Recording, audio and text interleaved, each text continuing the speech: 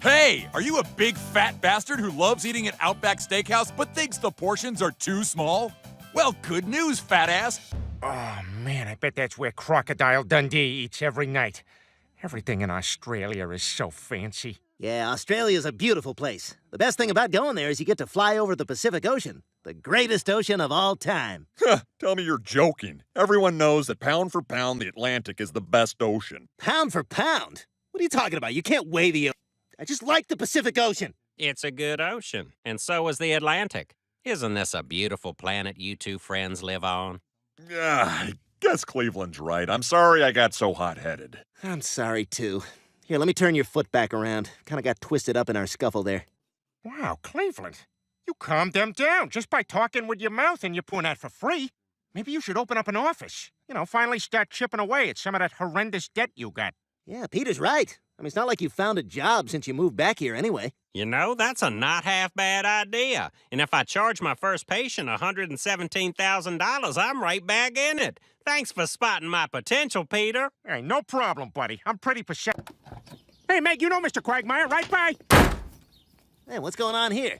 Oh, I'm selling my old Beanie Babies to make money for the prom. That seems optimistic.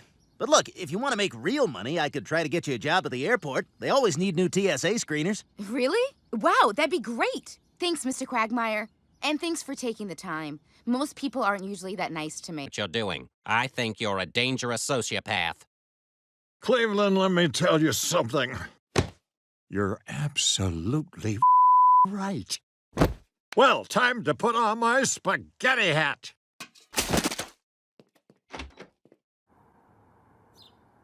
I just never feel happy. I strive for these things.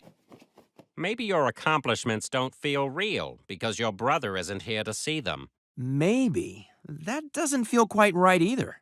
You don't want to outshine your father. Oh my God. Oh my God. Phew, I was damn near out of tweed. Otherwise, the line moves too quickly. You see, the whole thing we're going for here at the TSA is a sort of bored fascism. I think I can handle that. I did not tell you to approach. Great job! The worst thing a passenger can do is approach your podium before you tell them to. As bad as those 19 hijackers were, the people we see here every day are much worse. To wear a pair of their dad's pants. Oh, speaking of which, tomorrow, bring in a pair of your dad's pants.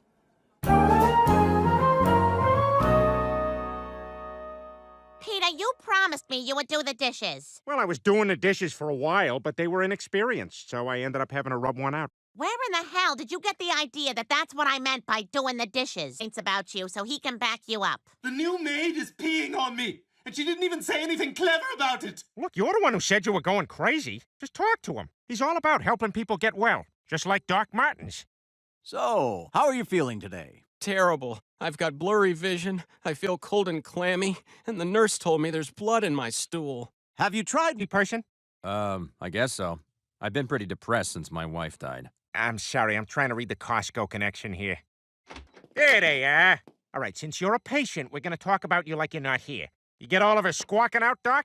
Oh, I think we got to the root of the problem, didn't we, Lois? Absolutely. All right, let's dope her up good. Turn that mouth off. Nope. How can Cleveland say I'm the problem? All I do is sit in the bathroom and play on my phone. Swipe, wipe, swipe, wipe, wipe, swipe. Uh-oh.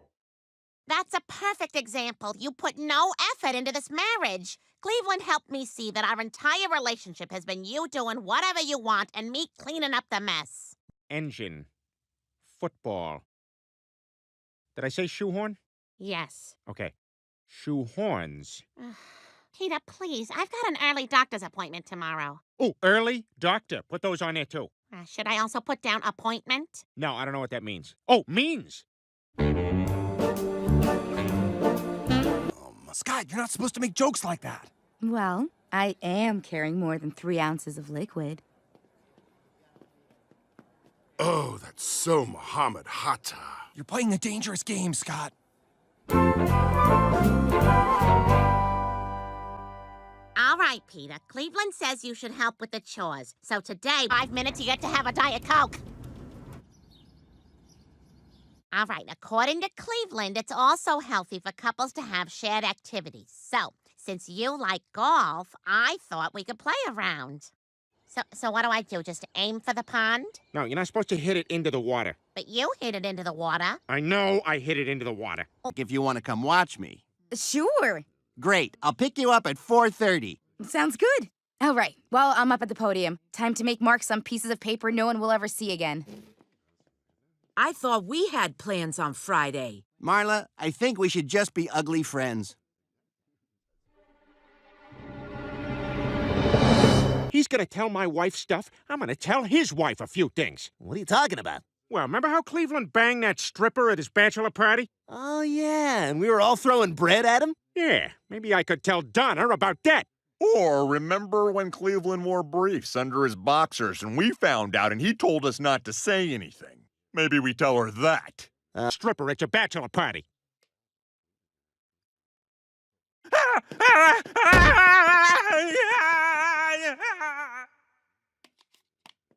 What are you doing? I'm gonna play Locomotive Breath by Jethro Tull while he runs. Why the hell would you do something stupid like that?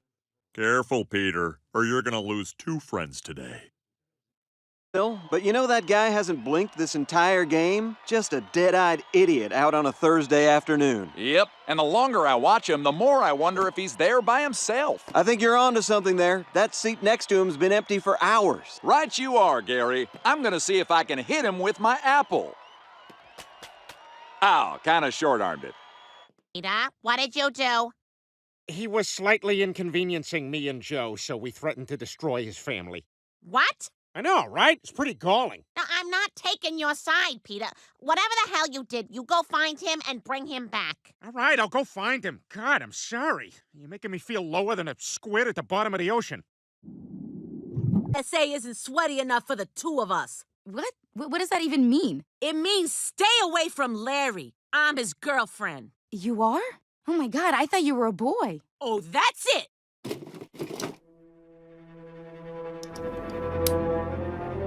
I will cut you, bitch!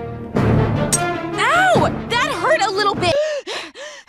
This ain't over. Larry is mine. What the hell?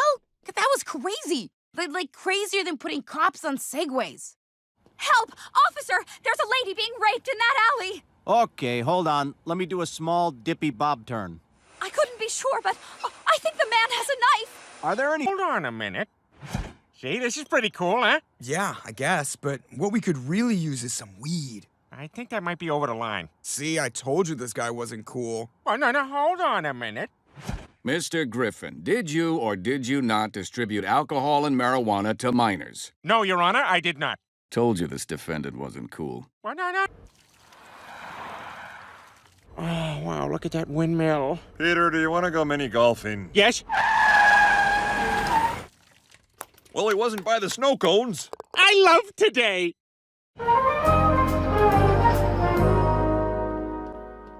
Hi, Meg. Larry, what are you doing here? I thought we were gonna meet at the— Fired. I'm going to need your small, ridiculous tie. You're firing me? I have a duty to this country. And with people like you stealing tubs, how are we ever going to catch Abu Nazir? That's not even a real person. That's the terrorist from Homeland. And they caught him. Goodbye, Meg. Goodbye, Larry. But if only there was some kind of clue as to where he might be. That's right. Cleveland had a deli. We should check there.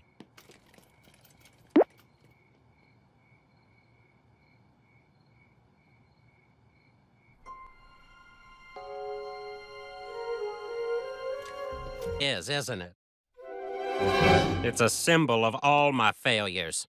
Cleveland! You're okay. Aw. I'm so glad we found you. Hey, listen, I'm sorry we threatened to blab about your bachelor party stripper stuff. I'd never do that. Because that'd mean I'd have to talk to Donna, and that's just like, ugh. And I'm sorry I caused such problems in your marriage. You've got a job as my 4th best friend. After the dog? After the dog.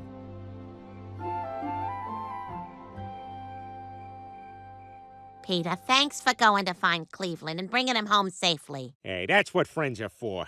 What about you, Meg? What'd you do this week? What, so you can make fun of me? No, Meg, I'm your father, and I'm interested. You promise. Okay, well, now you owe me an apology.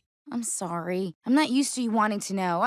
Of course, I'd love to tell you what happened. Then by all means. It's just upsetting when you thumb your nose at the family. But I love you, and I'm looking forward to hearing what you have to say.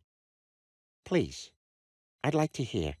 Oh, okay. Well, this is actually kind of funny. I joined the